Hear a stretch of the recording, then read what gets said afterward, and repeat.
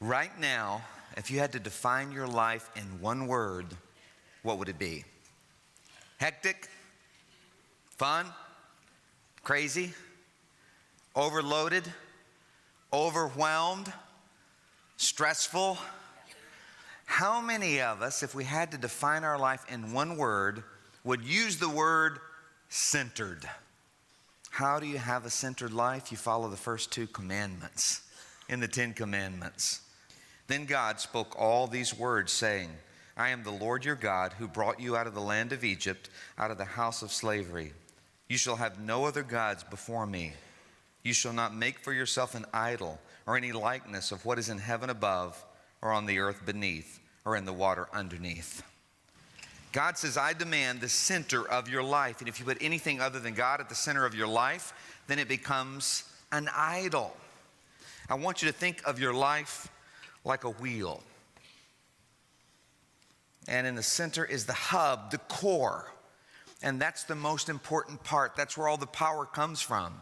And then you have the spokes of life. And the spokes would be things like, if you're married, marriage, family, work.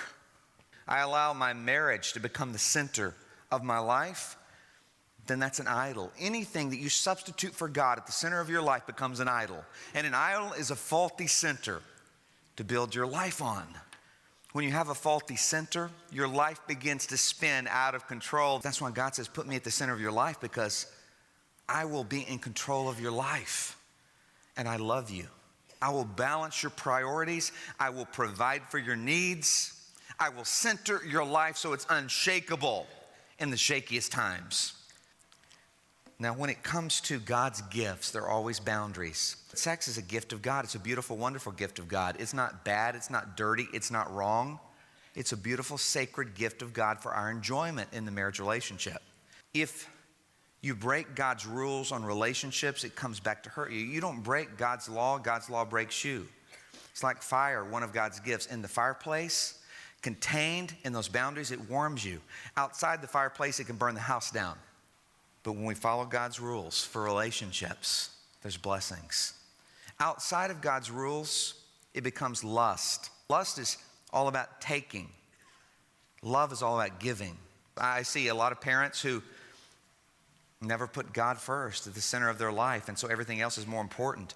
The sports activities of their kids, all the lessons of their kids, everything else, sleeping in on the weekend, everything comes before God, and their kids know that, and they sacrifice their kids on the altar of selfishness.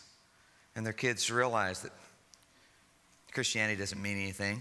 It's just something you talk about, but you don't really do. You see, every one of us have broken the law. And that's why we're broken. There's so many broken hearts, broken lives, broken relationships, broken emotions, broken minds today.